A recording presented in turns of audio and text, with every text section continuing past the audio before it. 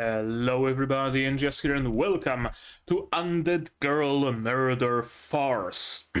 Farce. Not face, farce.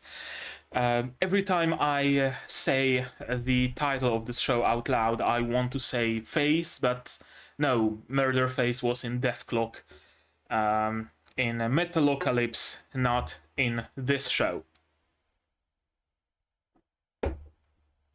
What we can expect from this show, however, is a head in a cage. That's our protagonist. And she will be solving some criminal issues, some detective cases, stuff like that. That's about all I know about this series. And also, apparently it's good. Because 2 episodes of it are already out. I'm a little bit behind. Do forgive me. It happens. So, good show with an interesting protagonist, with some mystery to it. And the girl, the head, wants to find and retrieve her body. So, kind of like a reverse Celti from Durarara.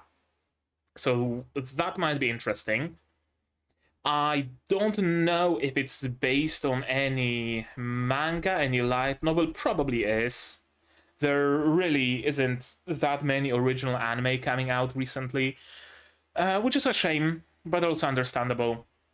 If you know the manga or the light novel is selling well, the anime probably will as well. So why take chances, why take risks if you can have a fairly risk-free approach? Right, I don't have a severed head in my collection. I just have this like gypsum human skull, so that will have to suffice us for a little bit of ambiance. Anything else? I don't think I have anything else to say about this series. I'm entirely unfamiliar with it. I'm not sure even what studio makes it. I might have read what studio is responsible for it during the live stream. It's gonna be linked somewhere in the card in the upper right corner of your screen. So I'm gonna be going into it completely blind. So if you're familiar with the source material, please don't spoil it to me. Please, I want to experience it myself in its entirety. And I think that will do it for the introduction. If you're not familiar with the channel, with how we do things here yet, right now it's the intro segment, obviously. Then you will see subtitles and a timer, and you can sync up your own copy of the show to that. Then we will look over the show again, skipping by a few seconds forward, backwards, going frame by frame if need be. Then we're going to talk a little bit about the staff. I'm gonna go to Analyst, look at the studio, the staff, the seiyuu, etc. And lastly, a little bit of an outro. My summary of my thoughts about the current episode. So I think that's about it. I don't think there's any point to make it any longer than it needs to be, the intro. So how about we just watch the first episode, right? To do that, you will of course need your subs. I'm gonna need my sound to hear what's going on. And I'm gonna have to ask you for your support. Monetary on Patreon, for example, or not. Share my content, spread the word, costs you nothing, helps a lot. And with all of that out of the way, we can start watching episode 1 of Undead Girl Murder Farce in 3, 2, 1, go. Okay, it's working. I was afraid for a moment there. A bit louder, please. 1897. Some sort of a circus, I'm assuming. Meiji era, Tokyo.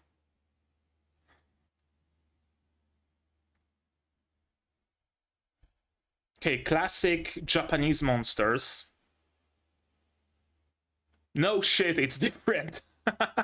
I thought Oni actually existed during the Meiji period. So it's like a gladiatorial fight, a cage match with a monster.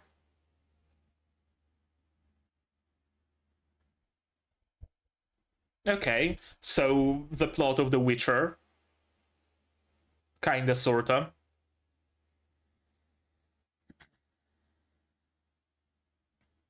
The Great Purge.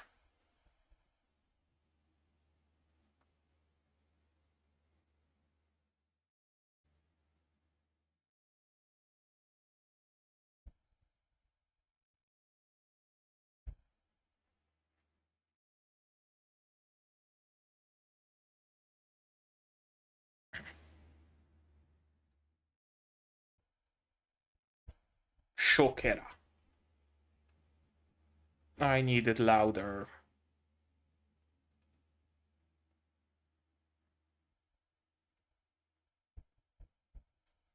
There we go.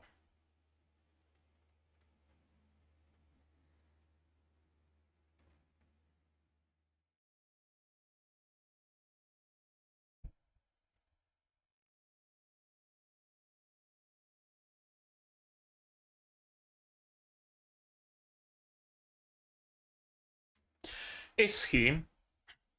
Oh, Rokurokubi.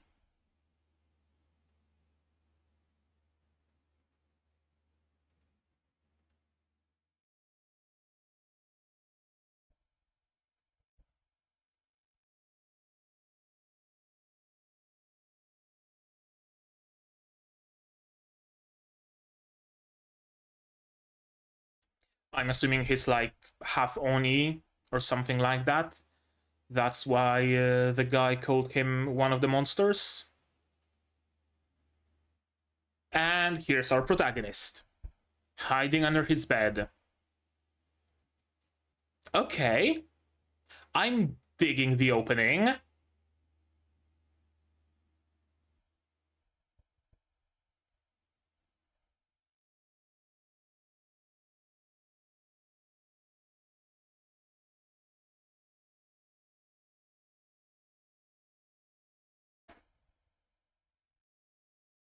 Nice music, stylish visuals.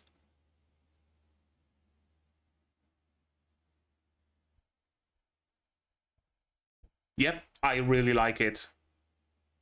Main antagonists? Question mark?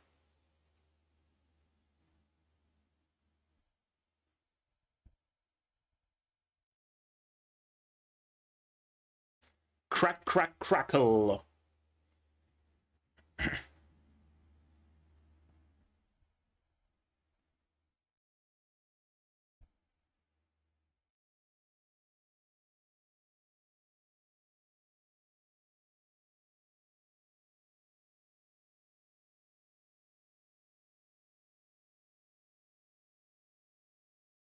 Okay, very stylish, very colorful, very different from the usual clip show that we've come to expect of anime, right? Just a collection of clips from the anime that will appear sooner or later.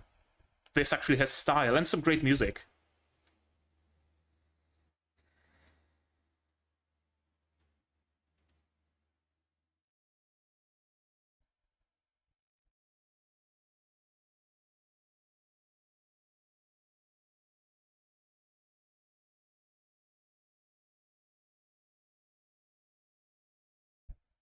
With, yeah. Oh, the markings on his face. A disease, you say? I see human experimentation.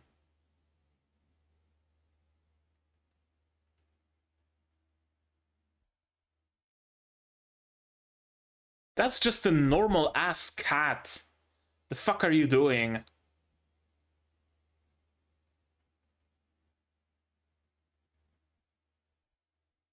Yeah, it's just a regular fucking cat. Ma, there's a weird cat over there.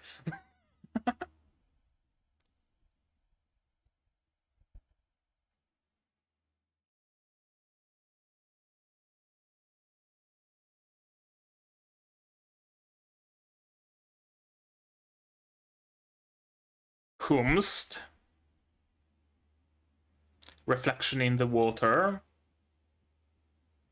of a woman in a Victorian dress, if I saw that correctly. Now this is a monster, a two-tailed cat. Now whether it's actually a harmful monster or not,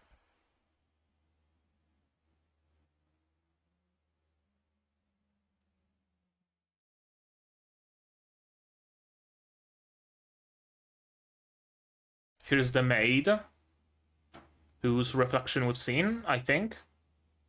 Yep.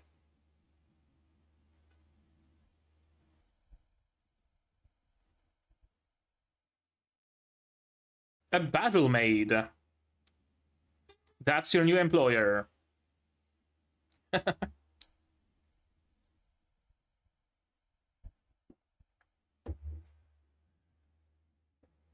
Naginata?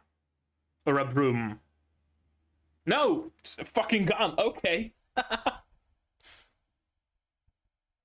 I like her already.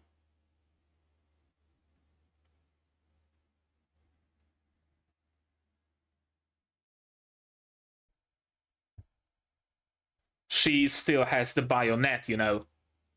Exactly.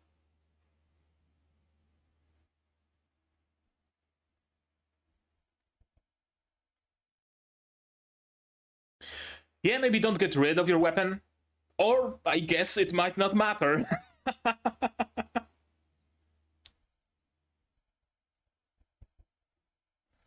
Parallel between the circus show and the combat that's going on here.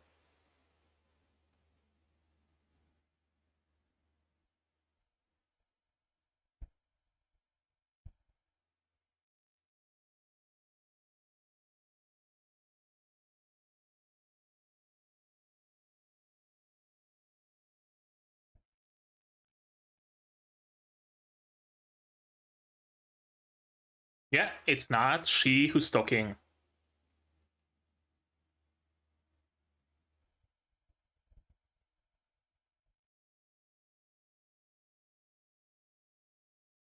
Okay, so it was a test.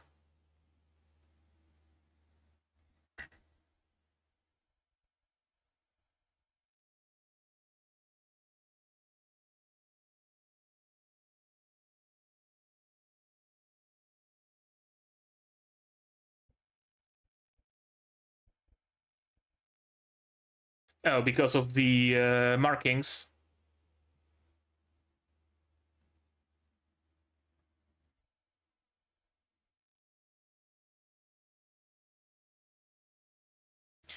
Okay, so he is a hybrid. Probably a result of experimentations.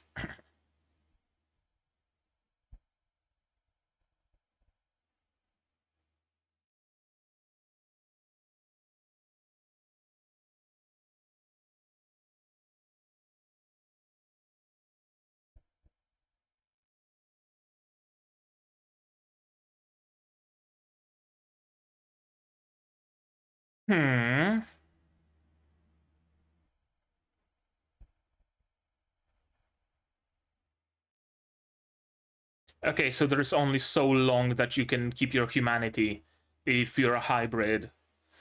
That makes me ask how many hybrids there are exactly. How common of a thing it is.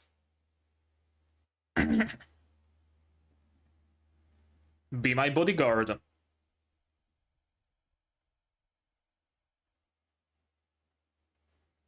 The long shadows. A deal with the devil.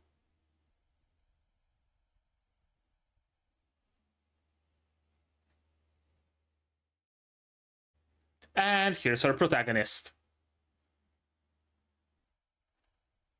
Interesting. An interesting wish for sure.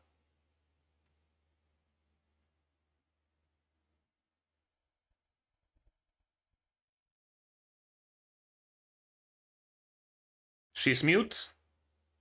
Maybe not, okay.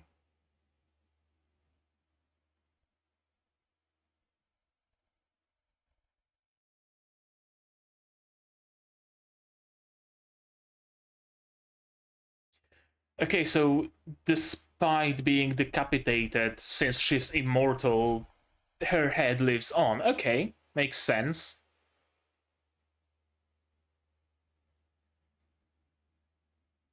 Oh, that's gonna strike some discourse on Twitter.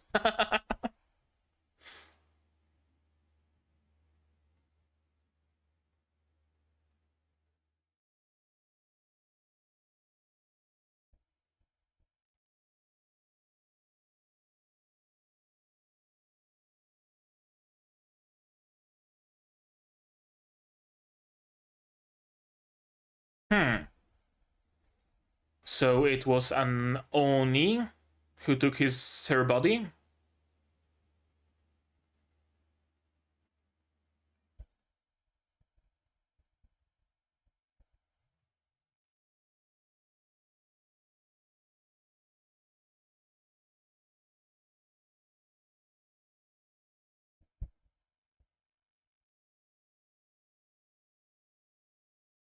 Ah, okay, so a hybrid just like him.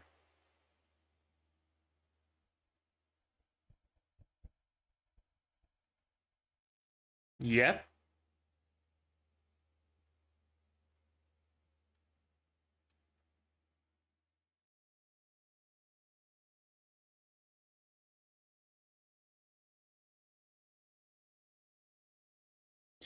The same guy who performed the experimentation on him.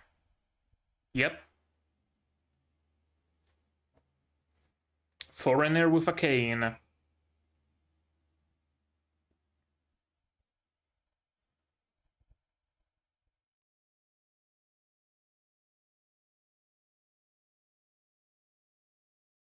Okay, not equal proportions. Gotcha.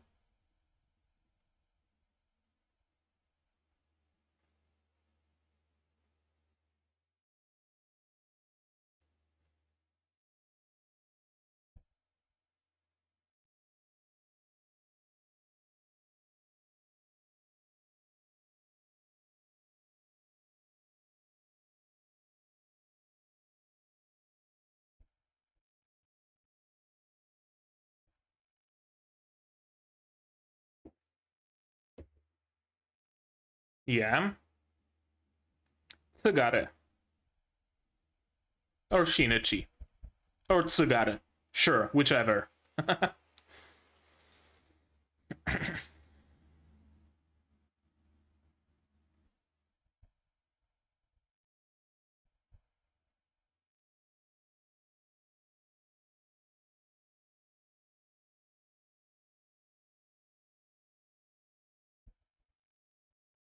It's a very interesting shot.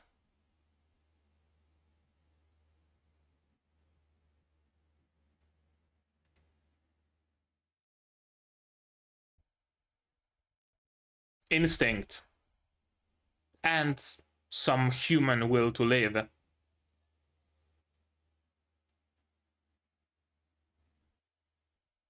Indomitable human spirit.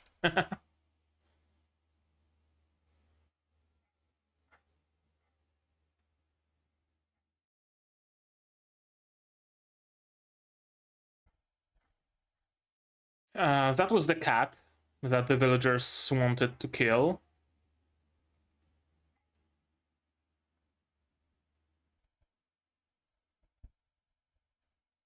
Okay. I mean, that's a good plan.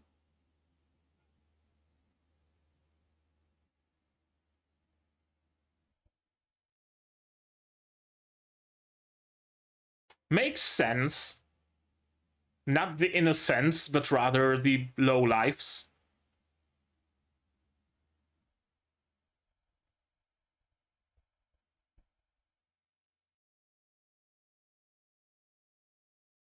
He's holding the camera.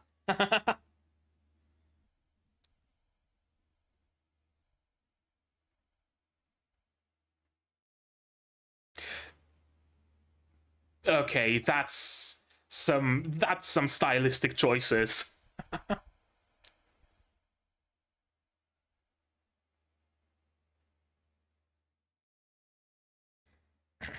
Yeah. Okay, so the villagers succeeded. Alas.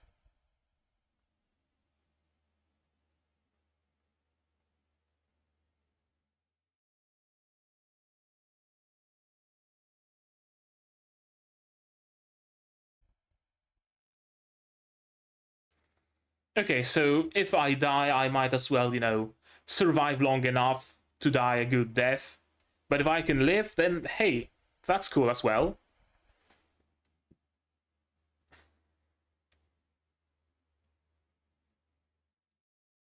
For a moment, I thought he's gonna do the shaft head.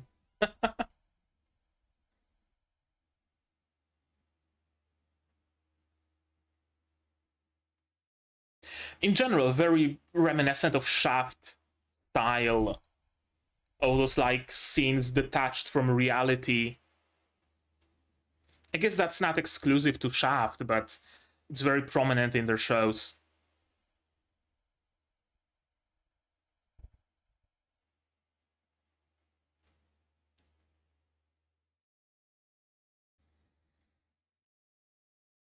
We've already established that he's fine with dying.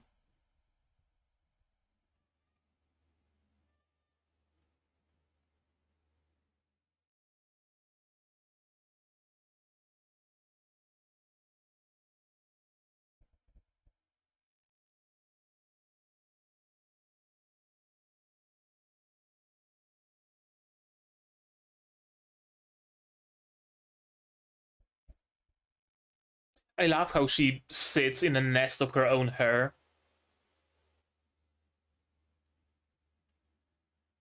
We're going on a road trip.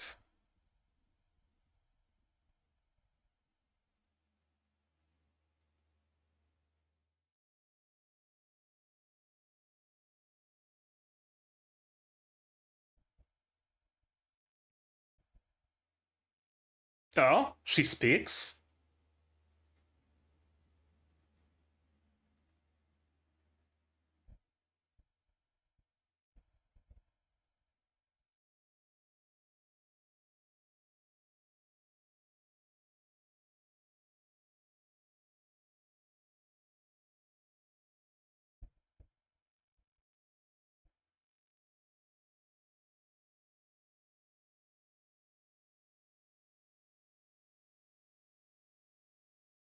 Yep.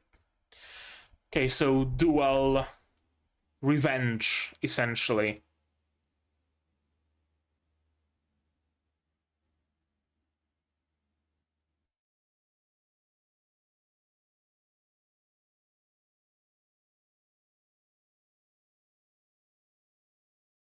She has nothing but a brain. Yeah.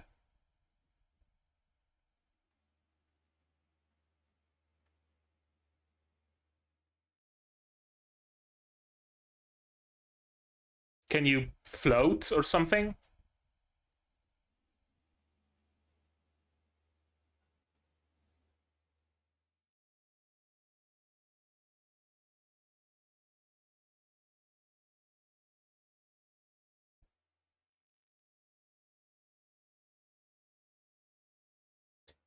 Can't kiss her hand, so he kisses her hair. That's cool.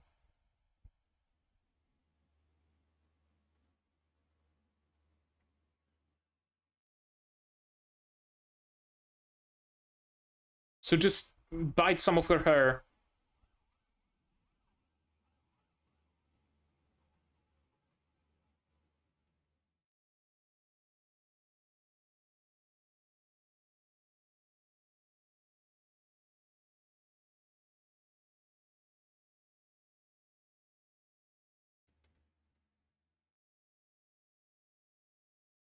Like a finger, a toe, a hair.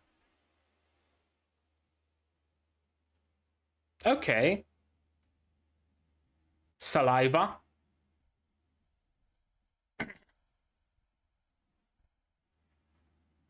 I mean, there's also blood.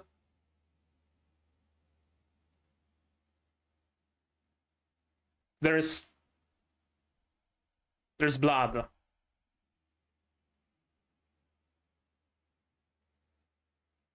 The murderous intent from the maid.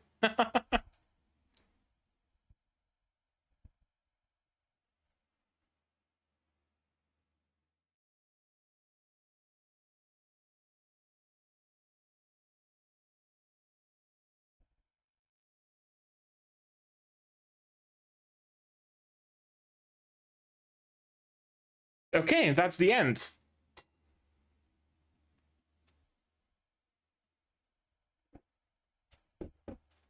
That flew by. Very dialogue heavy show. Extremely so. I guess that's another way it reminds me of Shaft. Right? Both, I haven't seen many Shaft shows, granted, but what I have seen, Zetsubo Sensei, Sambake Monogatari, they were all very heavy in dialogue.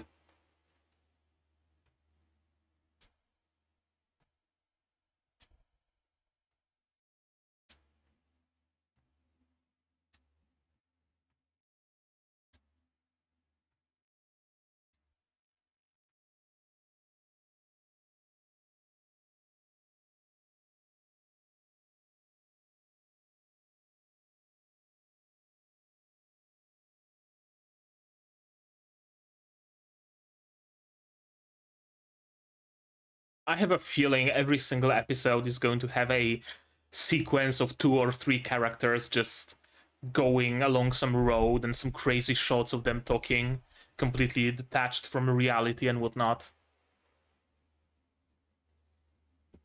NetEase Games, what? Is it based on a visual novel or something? I mean, no, NetEase doesn't make visual novels, do they? They make, like, mobile games, mostly?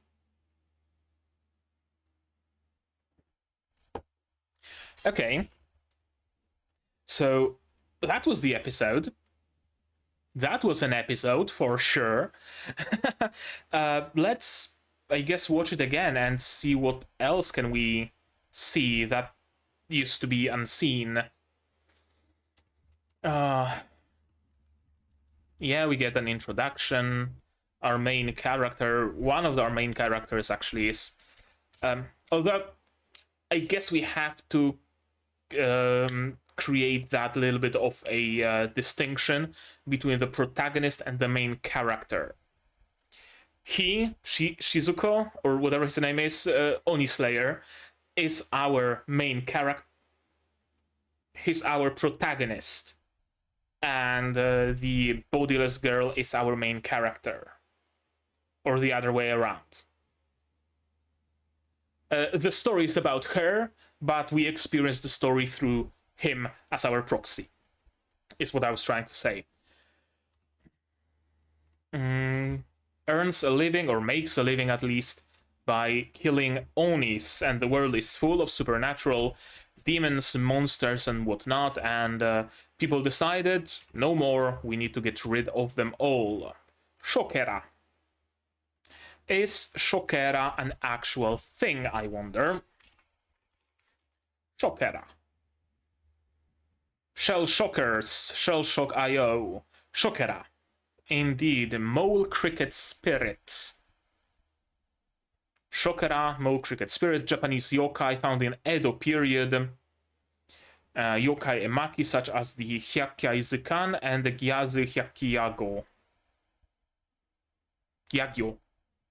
Shokera. Well, what can I say? The Shokera looks fairly different than the one in anime, but sure. Shokera is an insect. Yeah, okay, so it's an actual Oni. I would expect nothing less of this show.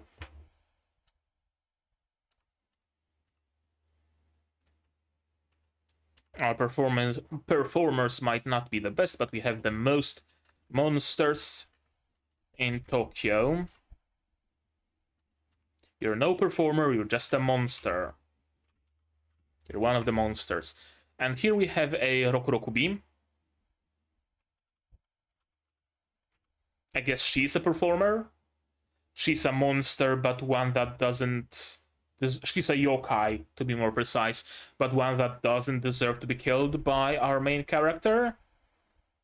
I guess monsters that are more sentient or sapient would actually make good performers, and monsters who have no sentience and are just mindless attackers, mindless brutes like that previous one get sent to be killed in gladiatorial combat.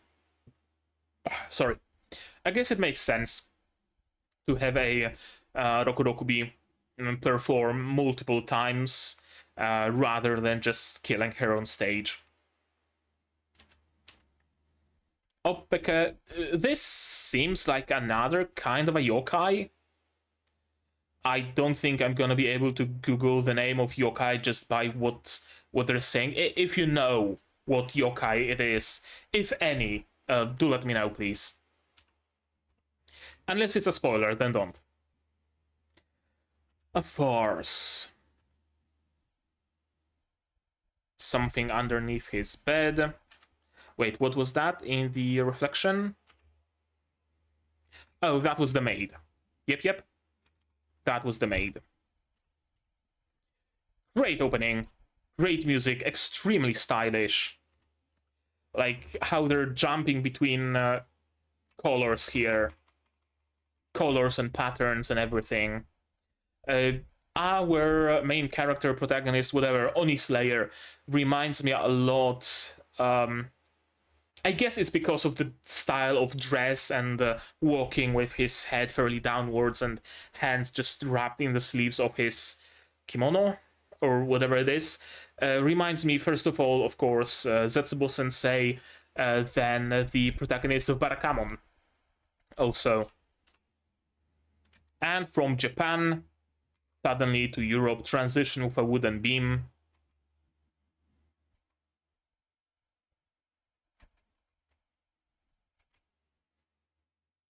That's a cool rotating shot. People with masks. This guy, it's not only once that he appears in the opening. This is great. But yeah, this mask, I wonder if it's two different people, because one of them had yellow mask on like half of their face.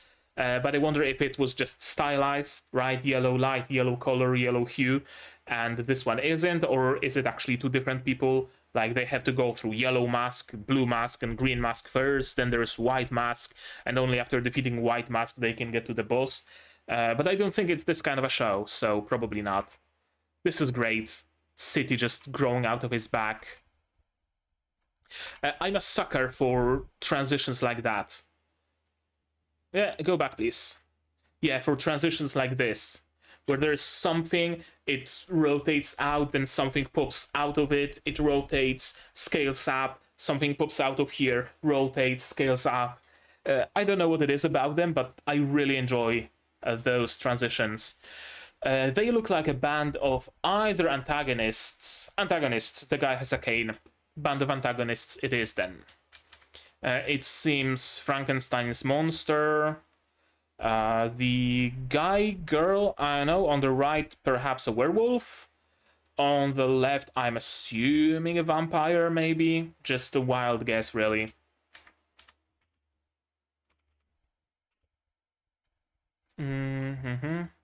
Red, fluffy hair, and a wolf, so probably a werewolf.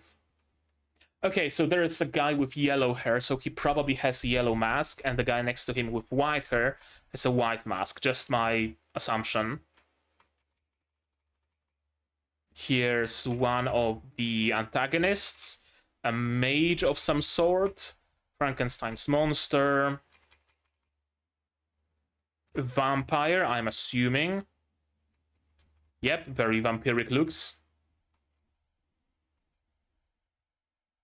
And the yellow mask.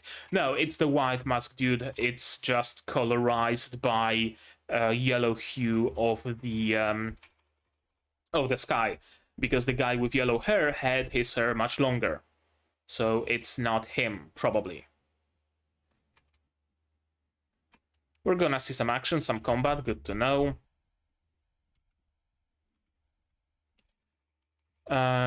Those will be our people who help us, I guess. Wait, what the fuck is going on in the background? What's going on in the background? What's going on in the background? Excuse me? Okay, sure. I guess we can expect some Seigex in the show. And here's our main antagonist.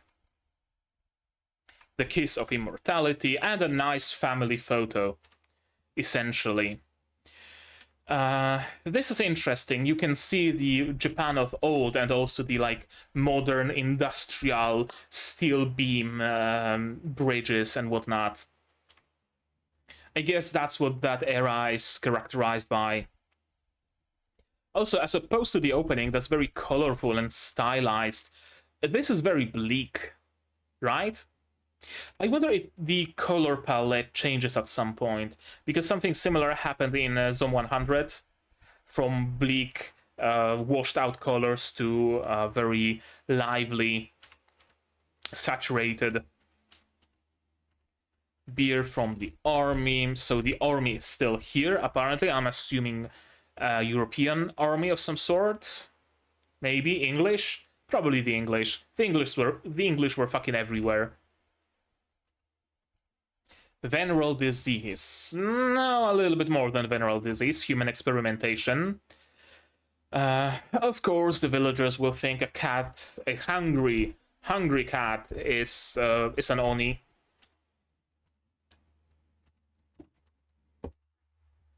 Because of course they would. And as we later learn, he knows the cat is not an oni, because the cat scratches him, and it's no big deal, because we know that wounds dealt by an oni don't heal well. So I'm assuming he would be able to feel whether he's been wounded by an oni or not. Here's our maid again with the cage. And now fighting the two-tailed cat. Thank you for not showing us the actual fight. Like, legit, thank you. I can see, I can watch people being gutted on screen, animated people, just to be sure I'm not anymore the kind to watch, like, you know, cartel beheadings and shit like that. But I draw the line at animals. I'd really rather not see a gory fight with a cat. And here's our Maido. I thought initially it's a Naginata, because it kind of looks like that. Either a Naginata or a broom were my thoughts, but of course it has a bend in it, so it's some sort of a musket. And a little bit of a fight.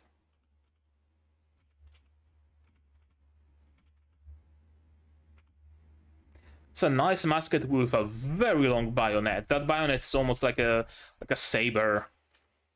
Almost like a katana blade. Right? Like tapered at the end, like a tanto or a wakizashi. And he only has a bottle of beer, but that's enough to just pour it inside of the musket, which again shows that, okay, I wanted to say that, yeah, it's enough to show us it's a musket, because the gunpowder probably got wet and won't be able to shoot. It literally has a strike hammer at the side, so it's probably a flintlock.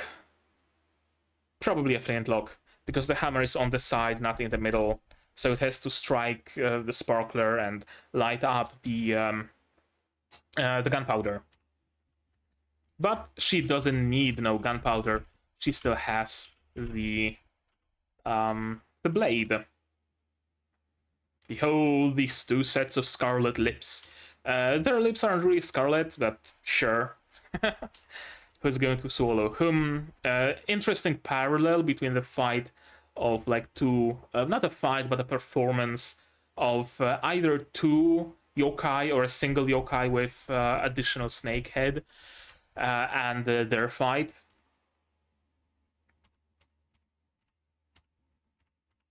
Of course, he thinks it's ventriloquism, but no, it's not.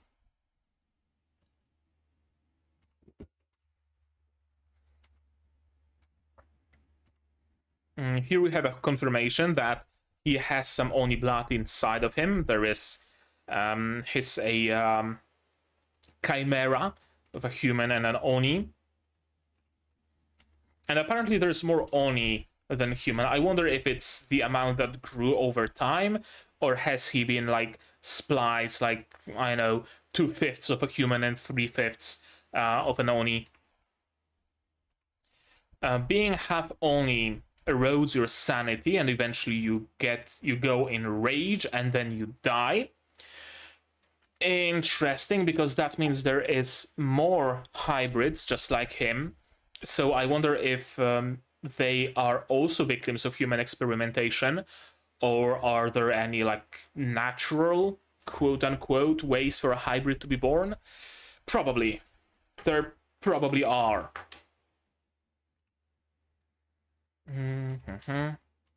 And using powers apparently also increases the hold your Oni part has on you. A deal: extending life in exchange for killing me.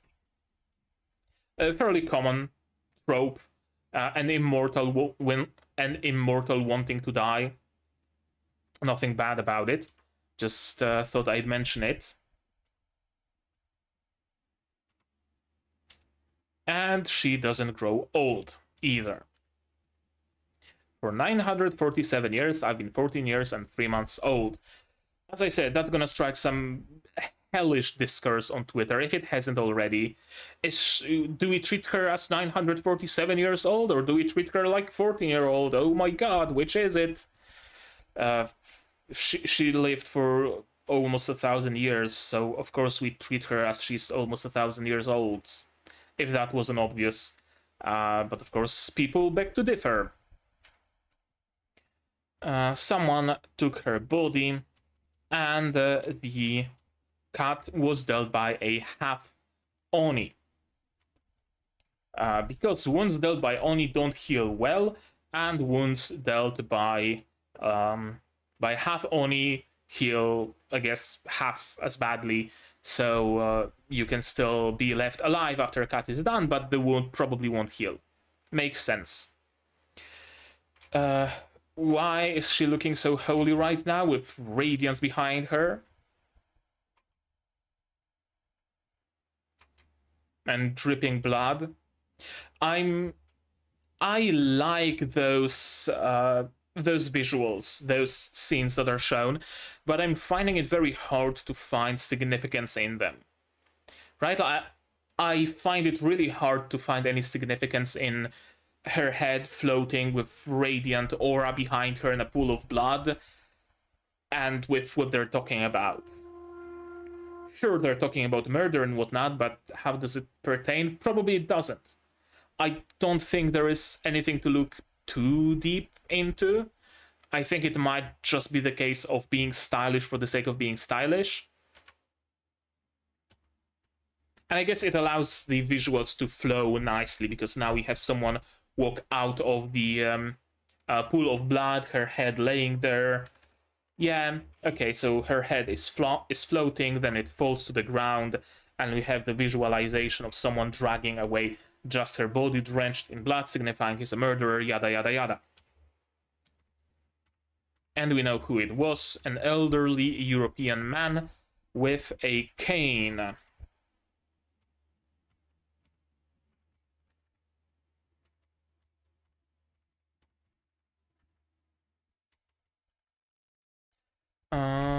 And his name is Tsugaru Shunichi. Another very interesting shot with those long shadows. It's almost like a top-down video game, like stick life RPG. I find many points they're saying are just being repeated. Right? Decreasing hold on your sanity and shortening your lifespan. That gets repeated like 3 times. Question about why does he want to be alive? Because he wants to live long enough for berserk rage to kick in. Yep, and the longer he keeps a hold of himself, the bigger will be the rage, the bigger will be the explosion when he finally loses control, and the bigger will be the spectacle, the more people will die at his hands. This is great. It looks like he's holding a camera. He might be looking at the cage, but we don't know that. All we see is that he's holding the camera. Plenty of effects just for the sake of effects.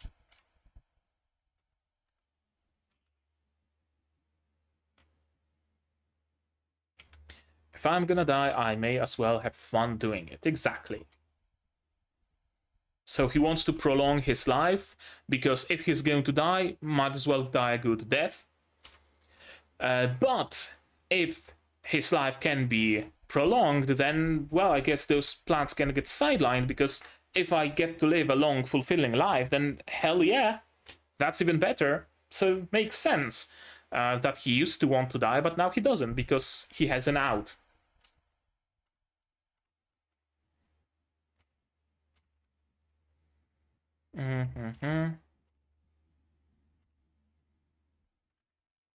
What's the fun in living to this age? There is fun to it.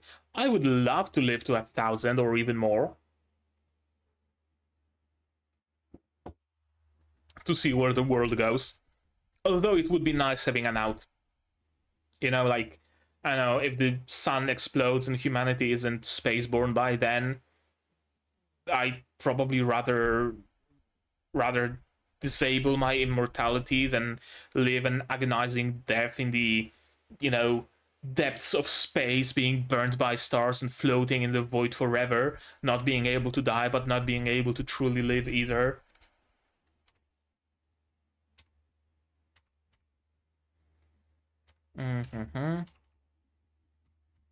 And yeah, now we know that it's the same person who did them both dirty.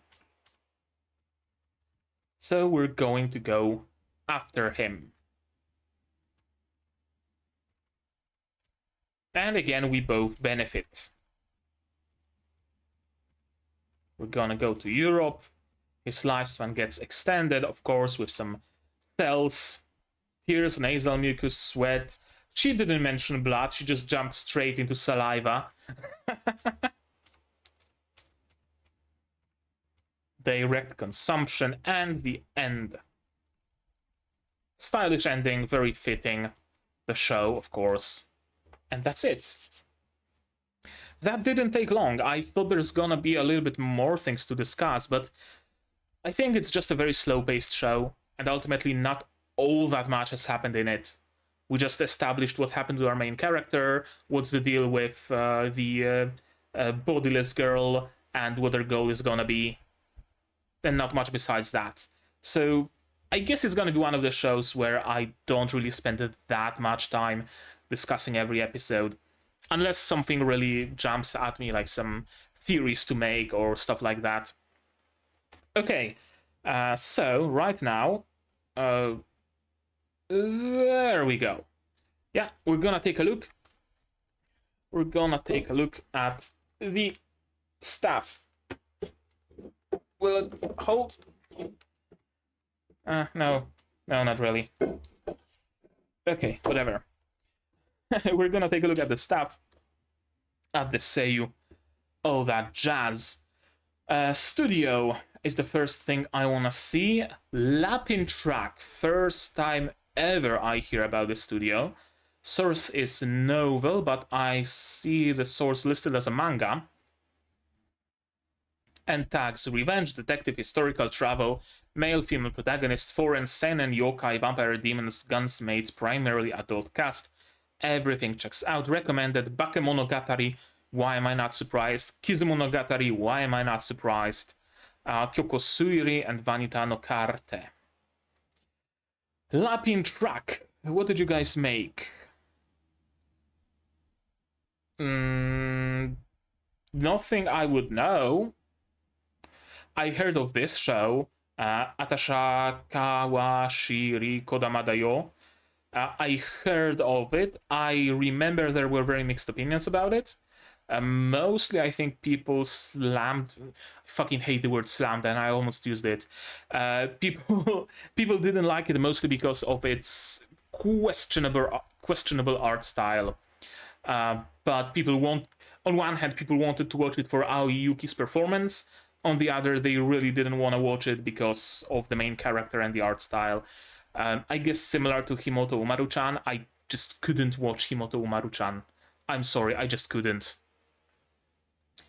And some other shows that I heard absolutely nothing about. So, the studio won't help us much, but let's check out the staff. How long is the list? Very, very long. Extremely long. Holy shit, how many people were involved? And it's mostly like roles that matter, actually. Like key animation, theme song composition. Okay, there is some license, public relations, but there was a show, I think Zone 100, when I was going through the list of stuff, like half of it was advertising. I don't really care about those, but sure. Original work assistance, not really interested in that. Original story, Yugo Aosaki. And original character design, Zerogo Iwamoto. Original story was responsible also for Undead Girl Murder Farce, to the surprise of nobody, and some other manga. And Zerogo Iwatamo, character designer, also was an illustrator for some manga. Who else do we have? Director, of course, Shinichi Omata, and series composition by Noboru Takagi. Shinichi Omata directed also Kaguya-sama, Kaguya-sama, Kaguya-sama, Kaguya-sama, Slime 300, single episode, more Kaguya-sama, Kuroshi Tsuji, storyboard, some historical drama, I'm assuming, also director. Rosen Maiden, director, very similar visuals, I guess, so that would make sense. Sankaria, some Yaoi, Maho Sensei Negima, episode director for an episode of Madoka, and storyboarder for an episode of Lotte no Omocha. And you can show that on YouTube. Plenty of hentais, it seems. Noboru Takagi, who is responsible for series composition and also script of Undead Girl Murder Farce, also composited Kyokyo Suiri, Golden Kamui, Kingdom, more Golden Kamui, more Kingdom, more Golden Kamui, what else? Kuroko no Basket, series composition, Durarara, series composition makes perfect sense.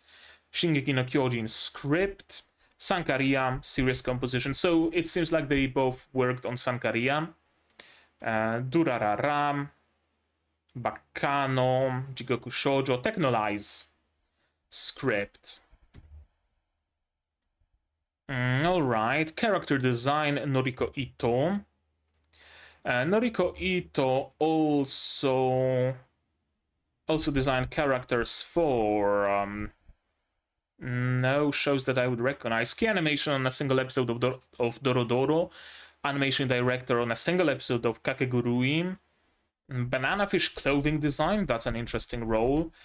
Punchline, I haven't heard of this show in a good while. It was interesting. It was interesting. Very interesting. I can't say anything good about it. I can't say anything bad about it. I can just say it's interesting. Watch it and form your own opinion. Yuri on Ice, 3rd season, I'm assuming. Not much. Originating from Studio AIC. Studio AIC made some old shows, it seems. Mostly. Art directors, both of them, Riku Sato and Teru Sekiguchi, and art design Kazuhiro Arai. So, art director and also background art, Riku Sato, also background art for some Maid in Abyss and Tate no Yusha, not much. Teru Sekiguchi, art director, also for Ryza no Atelier, Also for Gridman, Tate no Yusha background art, Made in Abyss background, Hololive alternative background, and more Made in Abyss. And Kazuhiro Arai, founder of Studio Homare. This isn't Studio Homare, is it? No, it's Studio Lapintrack. But yeah, his art designer here, and also art design and director for Shinmai Renkinjutsushi no Tenpo Keiyei, Kaiko Sareta, Prima Doll's Frontline, art design, Azure Lane, Banana Fish, Furikuri Progressive, Aoharu Ride, Baccano, Detective Conan, I can show that on YouTube. Who else do we have? That was art. Color design, why not? Chiho Nakamura. Chiho Nakamura, what did you color design? Gaiko Tsukishi-sama. Decadence, Yojo Senki movie, Somali. Shigatsu Akimi no Uso. Okay, so, and Furikure alternative. Nothing that would be like particularly consistent. Somali and Yojo Senki are fairly washed out, and then you have Furikuri and Shigatsu Akimi no Uso that are fairly colorful. Same goes for Gaiko Tsukishi-sama. So it's not like there is a certain style I could figure out. CG director, I haven't seen any CG, but maybe because the director is so good. Tomohiko Suga.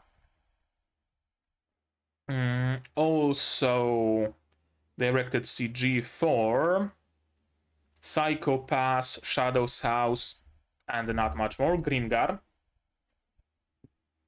Music, yes, please. Yuma Yamaguchi. Yuma Yamaguchi made music for Undead Girl Murder Farce, this weird show with Aoyuki for PV of Tate no Yusha, and not much more. That's an interesting trend I noticed. Studios hire people with less and less, maybe not less and less experience, but it's, I think, like third show this season where I see most of the staff have like 5 or 6 shows under their belt. Animation producer Masazaku Watanabe and chief animation directors Noriko Ito and Naho Kozono. So animation producer also for this weird show and not much more. Chief animation director, oh, we've already went through him because he's also a character designer. And Naho Kozono, again, he's also chief animation director and sub-character designer for Komi-san, animation director, some sports shows, Mushko Tensei, Golden Kamui, Sankaria Idol Master. Plenty of people were involved in Sankaria. Planning, that's whatever. Production, that's also kind of whatever. Advertising, not interested. Director for the opening and director for the ending, why not? Opening was directed by Nobutaka Yoda, who also directed the OP for second season of Dr. Stone, Bungo Stray Dogs, Mob Psycho 3. Shukufuku? The fuck is Shukufuku? That's Letta Mercury from...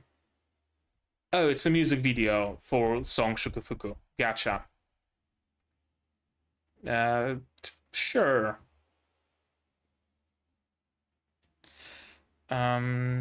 Next.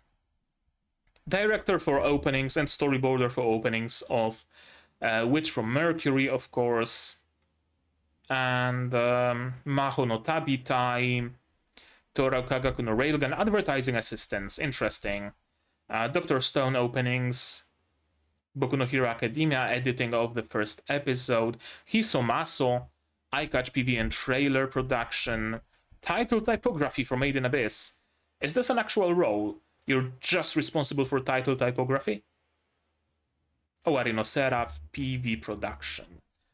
Tao Tajima, director for the ending, also directed not much.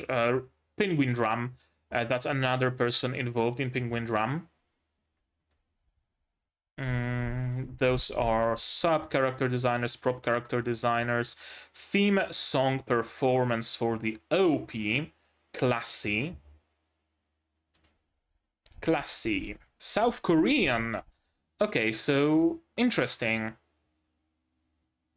And they just made opening for Undead Girl Murder Farce, nothing else. And ED performance Anna. Just Anna.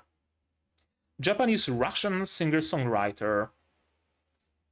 Some other show this season, Tsundere Akiyaku.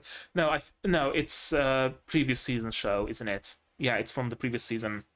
And Undead Girl Murder Farce. Script, we've already been through that. Episode director for opening and episode 2 and episode 1, Yuki Koike. What did he direct? Key animation, unit direction, main animator, and assistant animation director for Review Starlight movie. That's a glowing recommendation. And some key animation and animation direction for Review Starlight proper. OP1 for Tate no Yusha. Key animation on episode 3 of Mahotsukai no Yome, Charlotte, and Tokyo Ghoul. And Bakemonogatari, third episode, key animation. So from key animator to episode director, interesting path. Plenty of key animators. Again, there's way too many of them to check them all out. So to be fair to everybody, I'm not gonna check out anybody. And I think the rest are mostly... Okay, CG technical director for the ending. Not really interested. For the episodes though, because I haven't noticed any CG whatsoever. So I wonder... Junya Sato, also Shadow's House, and new game, CG animation, and monitor works, photography, background art, online editing, CG modeling assistance, art advisor, technical support, VFX license, theme song lyrics and composition for ED, also Anna, theme song arrangement, Akira Nakayama. Akira Nakayama, only this show. Key animation, color coordination, CG animation for episode 2, CG layout, key animation, CG modeling. Okay, that will do it for the staff, I think.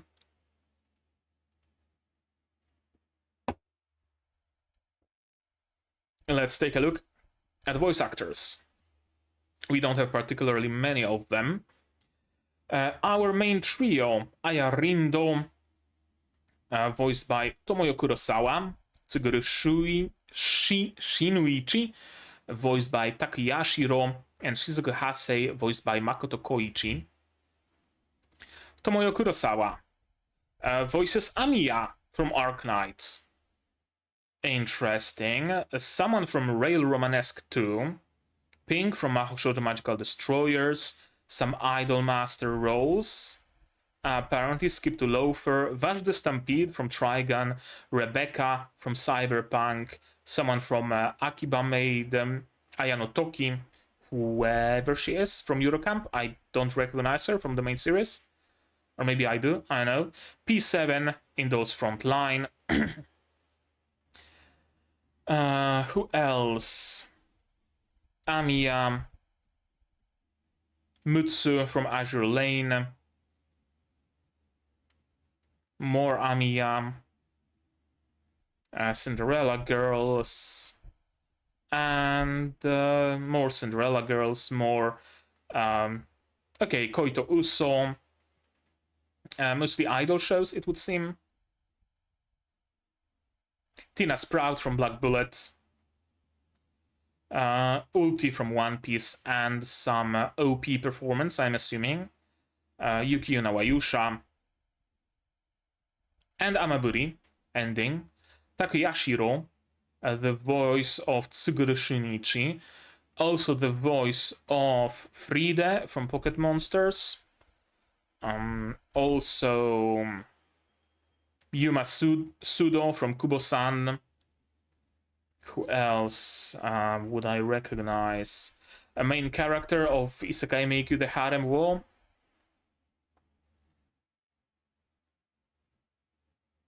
I thought it's someone from not Ninja Slayer, but what's the show called? The one that was so super popular with Tanjiro and the girl with like a stick of fucking bamboo in her teeth. I don't remember, but I thought it's a character from that show. No, it's Buchigire, whatever that is. Maotsukai Reimeki. I don't really recognize any of those roles. I'm afraid. Darwin's Game, that I at least recognize by name.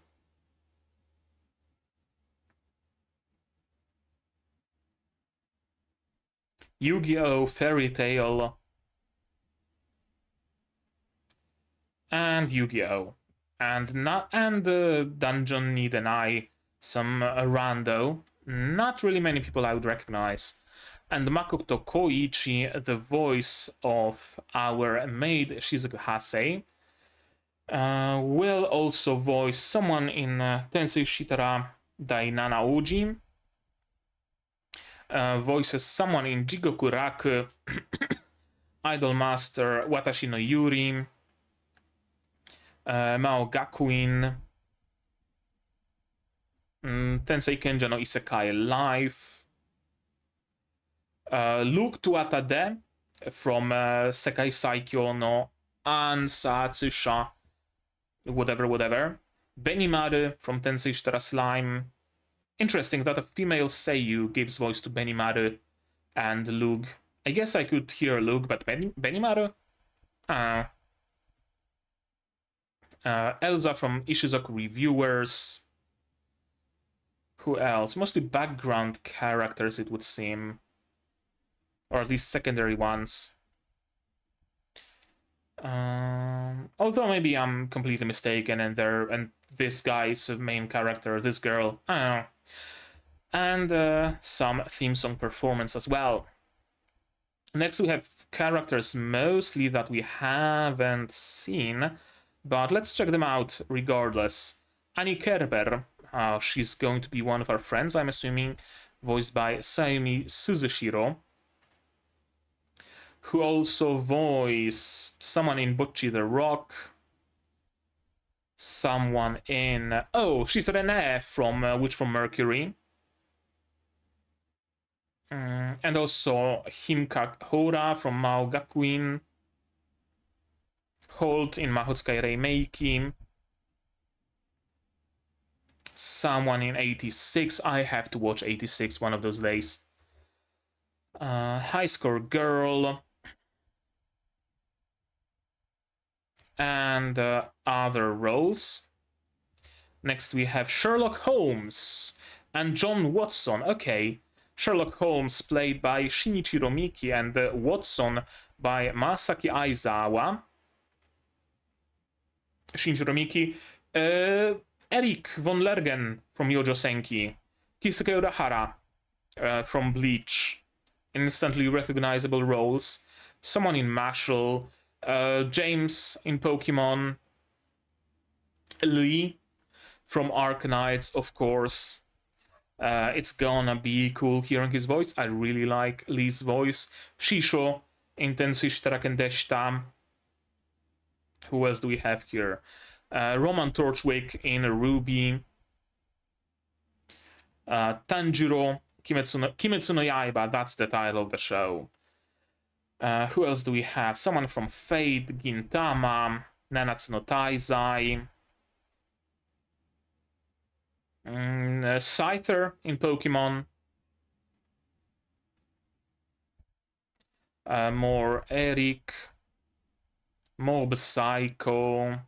Gintama, Boku no Hero Academia. Gintama. Adam Weishaupt in Symphogear. Okay.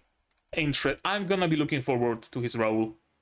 So many great characters. Lee, Adam Weishaupt. And I don't think I recognize anybody more. Oh, Mikisugi from Kill la Kill.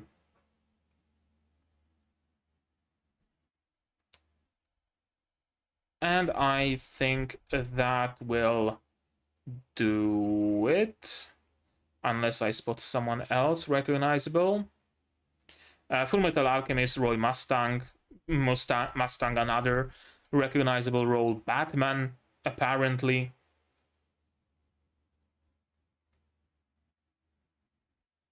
Yeah, I said that's about it, and I keep scrolling. Yeah, maybe there's someone else that I would recognize, but if I stop scrolling now, then I won't see them.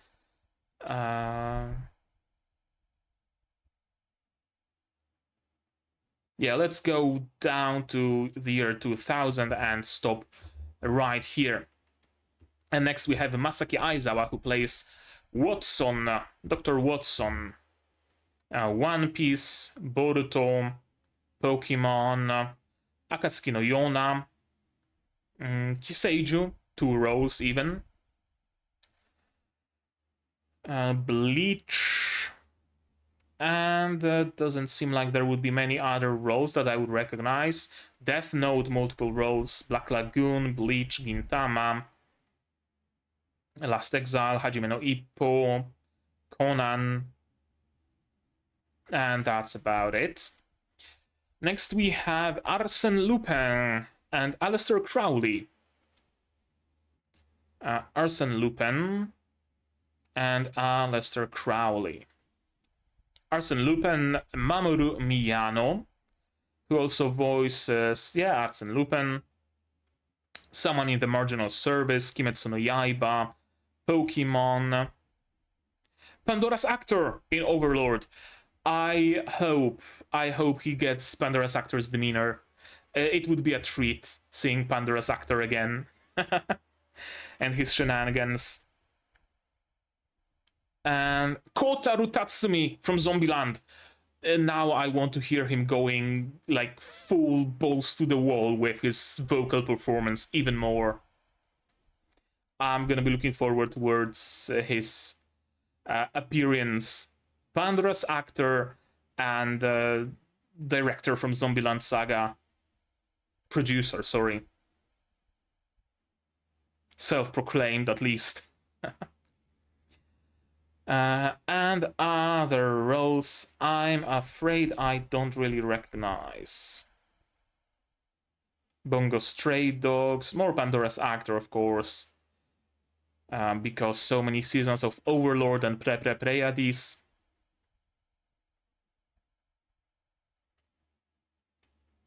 Magic Kaito 1412, Saguro Hakuba.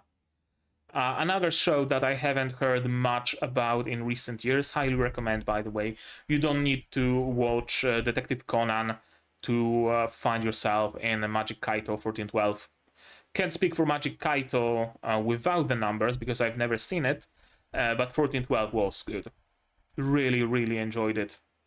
It's one of the shows that I wish I could forget to be able to watch it again.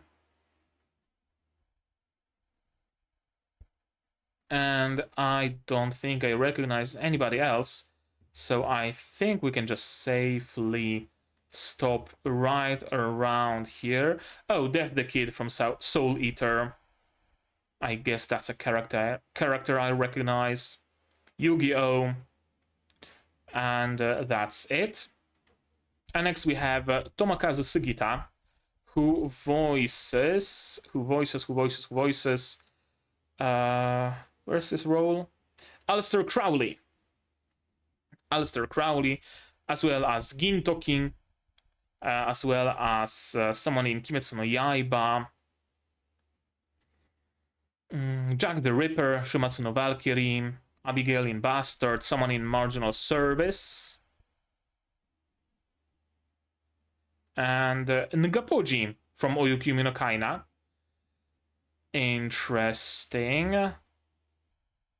The priest from Goblin Slayer. Wait, Goblin Slayer Season 2 is out? No, it's listed for 2023, but not summer, I'm assuming. Boku no Hero Academia. Mushko Tensei. Okay, he plays Rudeus, however the pronunciation goes. So a fairly prominent role. And here he's playing second fiddle, essentially. Although he might very well be one of the main antagonists, so maybe not entirely second fiddle. Escanor. Who else is there that I would recognize? I'm afraid nobody really. Persona, Kaede from Kakegurui. Gintoki, of course, from Gintama. Someone in High Score Girl. Uchusen Kantiramisu. Pipimi, but who hasn't voiced Pipimi? Who hasn't voiced Popko? Everybody has at some point, or will at some point. If you're aiming to be a voice actor or voice actress in Japan, be prepared to voice Popko or Pipimi sometime in the future, if you haven't voiced them already. Yeah, I don't think I recognize any of those other characters, so let me stop right here. Next we have Carmelia. I'm assuming she's some sort of a vampire, played by Reina Kondo. Jack, I'm assuming Jack the Ripper, voiced by Soma Saito. Carmelia by Reina Kondo, who also voiced someone in Horimiya Peace, World Dice Star, Mito, Tribe 9, Po in Sabiku Ibisco. Again, been a while since I heard about Sabiku Ibisco. Cool show. I enjoyed myself for the most part. There's a reaction series on my channel if you want to check it out. Aru, Riku Hachimar Aru from Blue Archive. Nikaido from Doro Doro. Ruby from Dr. Stone. Plenty of decently prominent roles, but not plenty of roles. And then we have Soma Saito, who plays Jack, and also Sugar Apple Fairy Tale, Gridman Universe. Not many characters that I would recognize, and not many shows that I would recognize. Okay, some secondary, tertiary question mark character in Ruby. Gotobu no Hanayome, some background character, I assume. Kunai from Tokyo 24-ku. Also an interesting series, anime original. Didn't exactly go as planned, if I'm not mistaken, because of the plague and other issues with production, but still worth a watch. Some interesting ideas, although not entirely realized. Dungeon Need an Eye Roll. Mahuka Koko no Rettosei. And I don't think I recognize anybody else. It seems mostly Bishonens in Bishonen series, for the most part. And Popko. Of course there's Popko here. Of course there's Popko. If not Pipimi, then Popko. If not Popko, then Pipimi.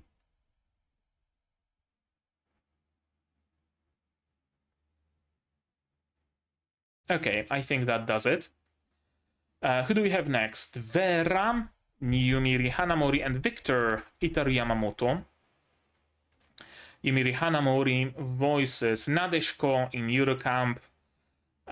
Also voices someone in Idol Master, Liliza in Saito-san Hoshino in Blue Archive, Akira Asai in Yofukashi no Uta, Evil Eye in Overlord, plenty of roles that I recognize. It's a first, almost the first in this series. No, it is a first that I recognize this many characters this fast. Someone in Gleipnir, some elemental blobs from Precure. If they have actual names, please don't be mad. I never watched Precure. Popko from Pop Tepipik, again, who hasn't voiced her yet. A more Evil Eye. And I don't think there will be any... No, there won't be any more characters, period. Whether I recognize them or not. Itari Yamamoto, voicing Victor, as well as Adolf in Kaguya-sama, Vanita Nakarte, 86, One Punch Man, Dr. Stone, and then Noshobutai. And I don't think I recognize any other roles, I'm afraid. Muvluv, Zero no Tsukaima. There we go. Who's next? James Moriarty, Wataru Yokojima, and Kaya, Saima Nakano. So, James Moriarty is voiced by the same person who voiced...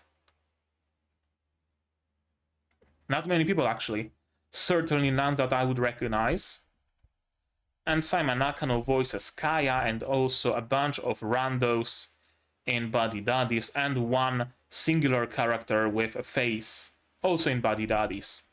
Earlier on, though, also seems mostly secondary and background characters. And lastly, Phantom of the Opera, I'm assuming, voiced by Hiro Shimono, and Nora, voiced by Maya Uchida. Hiro Shimono also voiced someone in the Marginal Service. That's a third person in a row. Not in a row, but in total. Dabi in Boku no Hero Academia. And Zenitsu in Kimetsu no Yaiba. And nobody else that I would recognize, I'm afraid. No, I don't really recognize... Popko, of course. I was about to say I don't even recognize most of the series, and here's Popko, and here's Shingeki no Kyojin. Connie Springer, of course. Yeah, more Connie Springer. Jiro in Tantei Opera Milky Holmes. I've only seen the first season of Milky Holmes, so I don't know this character, I'm afraid. Especially since it's a movie, and I rarely watch those. Who else do we have here? No, not... Oh, someone in Tokyo Ghoul, Square Root A. I completely wiped that series off my memory. Unfortunately, or fortunately. Depends how you look at it. And I don't really recognize any other characters here. So let's stop right there and go to Maya Uchida, who voices Nora, and also Kaguya Yamai in Data Life 5. It's already been 5 series of Data Life, damn. Katarina in Otome Game, sorry. Melty Merlomark in Tatenuyusha no Nariagari. Nodoka in Seishin Butayaro. The Guild Girl in Goblin Slayer. Tenshi no Akuma in Chainsaw Man. Someone in Komi-san. Maho in Precon. Ayako in Mahoka Koko no Rettosei. More Katarina.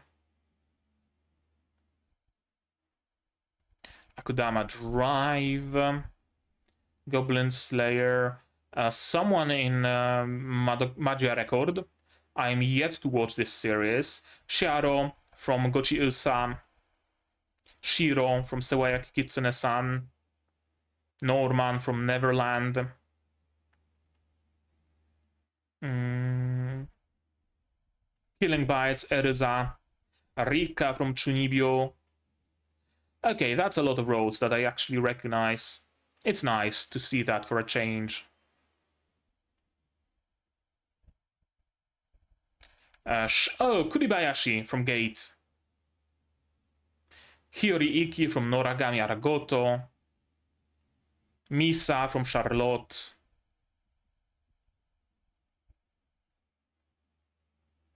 Who else is there that I would know? Someone from Fate.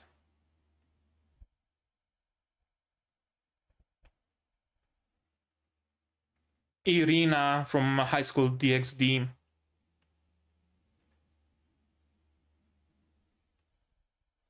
And anime staff roles. Theme song, theme song, theme song, theme song, theme song. Theme song. Plenty of theme songs. And that's it. Interesting that this character got one of the most prominent, at least in my eyes, voice actors. Although there were also a couple that had some plenty prominent roles, but she had probably the most that I would recognize. Okay, I think that does it for our little summary of the staff. So, to sum it up, because I'm out of things to drink, so I need to be fast before my throat dries. Dry? That doesn't make sense. Okay, summary. Summary of this episode. I really did enjoy it. In short. In long, a lot of talking. A lot of dialogue. And a lot of the time I was sitting there thinking, do I say something? I haven't said anything for a while, but they just keep kind of repeating the same things. And I don't want to be one of those reaction channels that throw, ooh, ah, haha, every chance they get. So how do I say something of substance here? And I couldn't. I don't know if you noticed it or not. I did, but there was plenty of silence from me because the dialogue was the opposite of being to the point. Now, it was nice to watch, for sure, absolutely. I did enjoy it. This dialogue didn't feel that long. It didn't feel boring. It didn't feel like just throwing exposition. It felt more like a battle of minds, so to speak, like some, like some dialogue combat between our two main characters. But that doesn't change the fact this series is very heavy in dialogue, and that will certainly limit how many people enjoy it. I did, because besides the dialogue, there is also plenty going on the screen at the same time. Perhaps kind of like dangling keys. I sometimes really did get that impression. That, okay, we know this dialogue is taking its time, we know the pace is slow, so here's some cool animation to distract you a little bit. See, it's not boring, flashy colors. I liked it, though. I like the dangling keys. I like the flashy colors. I like the ridiculous scenography at times. I really did enjoy it. But it kind of feels to me like a series that has a lot of dialogue and wants to make it wants to drive the point home at every possible moment with every possible things, because there are plenty of series that just say something and move on. This series repeats certain things in dialogue and in narration 2 or 3 times for it to fully sink in, and they are aware of that. And they use that, and they use their colorful, action-packed animation and whatnot to kind of make up for it. Kind of like a Subway Surfers video at the bottom. Although much better than watching Subway Surfers, for sure. So I guess that would be something negative. But at the same time, I didn't feel like it's something negative. Like, Similar thing happens with Zetsubo Sensei. Similar thing happens with Monogatari series. Kinda, I guess Monogatari is much more fast-paced with its dialogue. But it's still mostly dialogue, mostly talking heads, no pun intended, with just some crazy shit going in the background to keep the viewers' attention, and also, I guess, to showcase their animation, their art. It's certainly much more artistic than your everyday random seasonal series that uses dialogue and art style and animation just as means to an end. This series revels in both. I get that impression. It's not for everybody, that's for sure. Certainly. I wouldn't be surprised if it got scores around like 6, maybe, or something thereabouts. Even considering scores are already fairly lowered, both on Mal and on Anilist and everywhere else.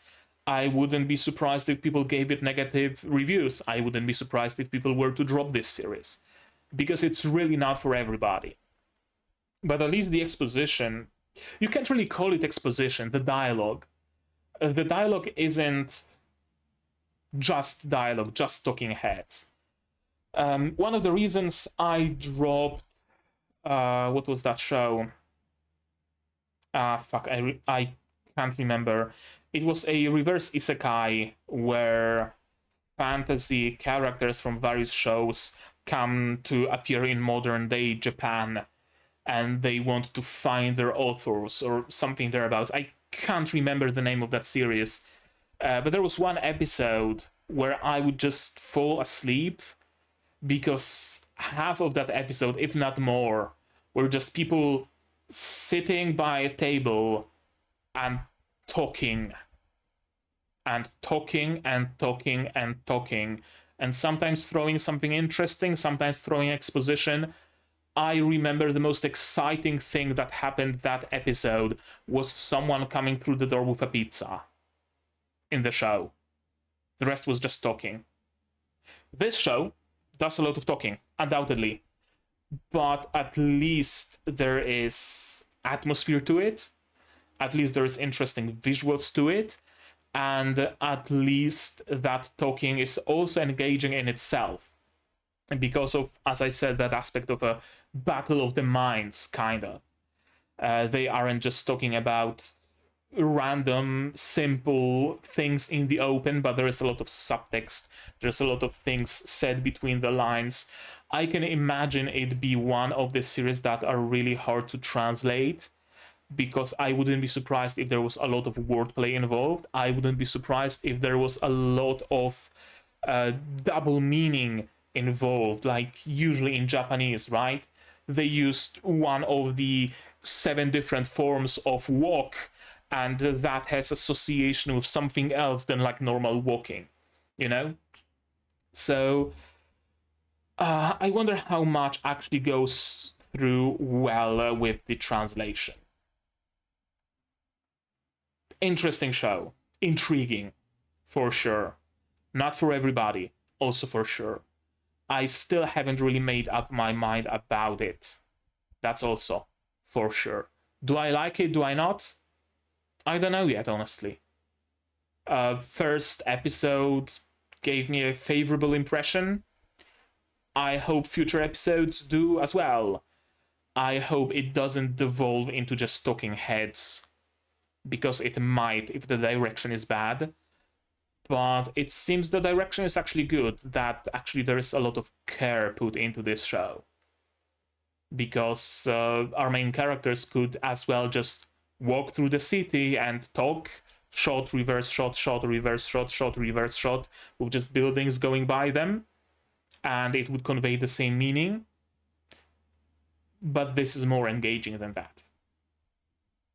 I kind of got tangled in my own explanation, I get the feeling.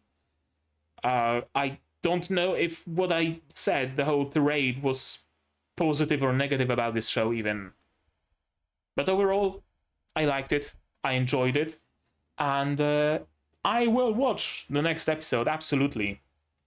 Until it bores me, until it becomes just talking heads, as I said, if it even does. I think I'll keep watching it. It's not a series that I would drop. I'm intrigued by the characters, by the mysteries. Although not many have been established, pretty much human experimentation and lost body. Those were the two only things that were really mysterious and established in the first episode. Not really much more, but I'm guessing... How many episodes is it? 13. I thought it might be like a double core, but no, just 13 episodes.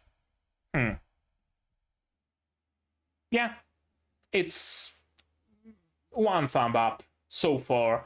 Another is kind of undecided still, but I will keep watching it, for sure.